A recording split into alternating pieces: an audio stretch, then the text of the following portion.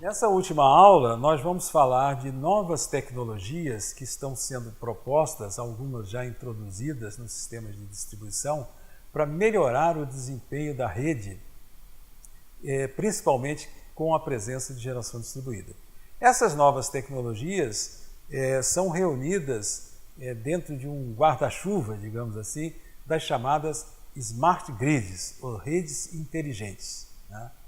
Esta figura que está mostrada aqui, ela indica o tipo de tecnologia utilizada nos vários segmentos do sistema elétrico, né, desde a geração de grande porte até o consumo, e algumas dessas tecnologias estão listadas ali à esquerda.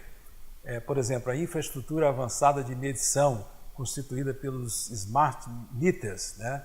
A medição fasorial sincronizada, os chamados PMU, redes de comunicação e tecnologia da informação para smart grid, sensores e atuadores, a própria geração distribuída, microgeração, microredes, sistemas de armazenamento de energia, veículos elétricos, equipamentos e edifícios inteligentes. Nesta aula não vamos abordar todas essas tecnologias, mas vamos falar de algumas delas com um pouquinho mais de detalhes. A primeira parte das tecnologias que nós vamos falar diz respeito à questão da medição inteligente. Porém, antes de falar da medição inteligente, vamos falar da medição convencional, aquela que existe na rede elétrica do momento, né? A maioria das residências, das unidades consumidoras, possui um medidor de energia eletromecânico ainda. É um dispositivo que é semelhante a um motor elétrico, né? Tem um disco que gira com uma velocidade proporcional à demanda de energia elétrica do momento, né? Esse medidor ele está ultrapassado, vamos dizer, devido ao seu custo elevado, à complicação para a aquisição de dados, à necessidade de leituristas, né? A própria facilidade com que se desenvolveu ao longo do tempo para fraudes, né? Embora ele apresenta uma vantagens, né? Por exemplo, que é a robustez e a durabilidade. Mas esses medidores eles estão sendo substituídos por medidores eletrônicos.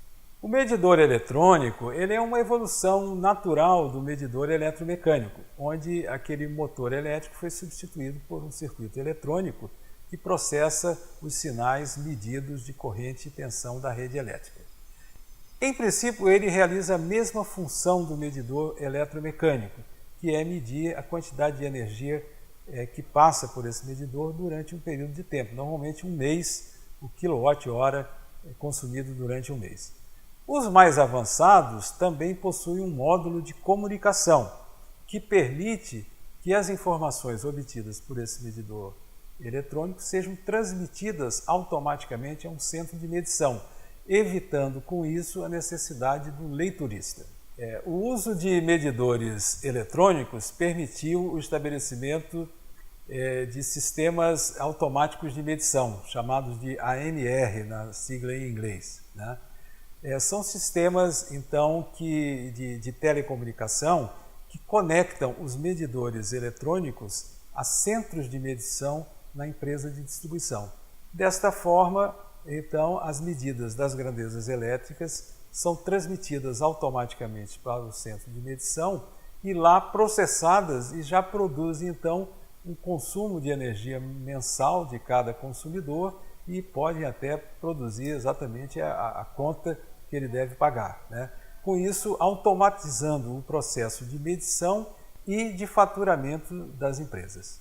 Uma novidade tecnológica introduzida recentemente é o chamado medidor inteligente, ou smart meter. O medidor inteligente é realmente um avanço em relação ao medidor convencional eletromecânico ou mesmo eletrônico, porque ele realiza, além da função de medir energia, uma série de outras funções, como a medição de outras variáveis, a medição de potência em 4 quadrantes, quer dizer, potência ativa consumida ou produzida, potência reativa consumida ou produzida, índices de desempenho do tipo tempo médio de desligamento, etc. Possui uma característica muito importante que o diferencia dos outros, que é a capacidade de comunicação bidirecional. ou seja, ele tanto é capaz de receber informação da rede elétrica quanto fornecer informação para a rede elétrica, para a concessionária. Ou seja, na realidade, o medidor, chamado medidor inteligente, ele é um portal de comunicação entre o sistema do consumidor e a concessionária, né? Além do mais, em geral, os medidores inteligentes são menos suscetíveis a falhas, inclusive ele tem um sistema capaz de informar a concessionária se há uma tentativa de adulteração, e além disso eles têm também displays, né, remotos que permitem o consumidor acessar informações do medidor inteligente de qualquer lugar que ele estiver, mesmo distante do medidor. A instalação de medidores inteligentes e da respectiva rede de comunicações ligando esses medidores inteligentes aos centros de medição constitui a chamada infraestrutura avançada de medição, ou AMI na sigla em inglês. É uma arquitetura computacional com capacidade bidirecional, né, de transmissão de dados da concessionária para o consumidor ou do consumidor para a concessionária. Em geral, ela tem várias camadas, né? Uma camada próxima aos consumidores que reúne as informações desses consumidores todos. Depois isso é concentrado num determinado ponto, enviado para uma rede de alta velocidade que coleta os dados de toda uma região e entrega no centro de medição. Os objetivos desse sistema AMI para a concessionária é a obtenção de dados em tempo real do que está acontecendo no sistema dela. E para os consumidores é a informação com respeito, por exemplo, ao preço da energia naquele momento, para que ele possa tomar decisão de consumir ou não. No futuro dos objetivos, né, um dos objetivos futuros é o estabelecimento de um mercado varejista, no qual realmente o consumidor possa optar pela compra de energia dependendo do seu preço horário, além de facilitar projetos de automação da distribuição e de controle da demanda em situações de emergência. A introdução desses sistemas automáticos de medição, com grande capacidade de aquisição de dados, com grande precisão, ela é positiva para o sistema elétrico, mas introduz também alguns problemas. Por exemplo, o problema da privacidade. Obviamente, dependendo de como as informações são colhidas de cada consumidor e como elas são armazenadas, é possível se obter informações que vão além do simples consumo de energia. Por exemplo, a figura mostrada, que é um caso estudado no Reino Unido de um consumidor residencial, ele indica que a análise dos dados colhidos pelo medidor inteligente permite identificar quais os tipos de equipamento foram acionados em que instantes na unidade consumidora e, portanto, identificar os hábitos de consumo de energia elétrica que refletem, de certa forma, nos hábitos diários do consumidor. Isso pode ser uma informação sensível para muitas pessoas e, portanto, a concessionária tem que tomar um certo cuidado em não divulgar essas informações e mesmo como é que essas informações serão armazenadas para evitar a violação da privacidade dos consumidores. Como vimos, os sistemas avançados de medição exigem uma rede de comunicação de dados entre os medidores inteligentes e a concessionária. Essa rede ela tem vários níveis, né? Uma camada que nós chamamos de camada local, que é aquela camada que está dentro da unidade consumidora e da unidade consumidora para um primeiro posto de coleta de dados que armazena dados de vários medidores inteligentes, por exemplo, de uma mesma rua ou de um mesmo quarteirão.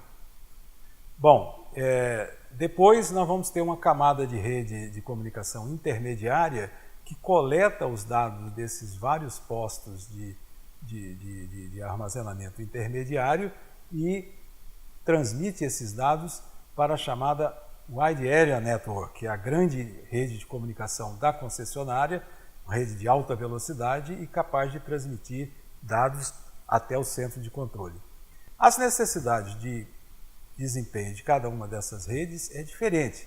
A camada local é uma comunicação dentro de um mesmo edifício ou edifícios próximos. Então, é uma rede de baixo consumo de energia e também com a capacidade de transmissão de dados relativamente pequena.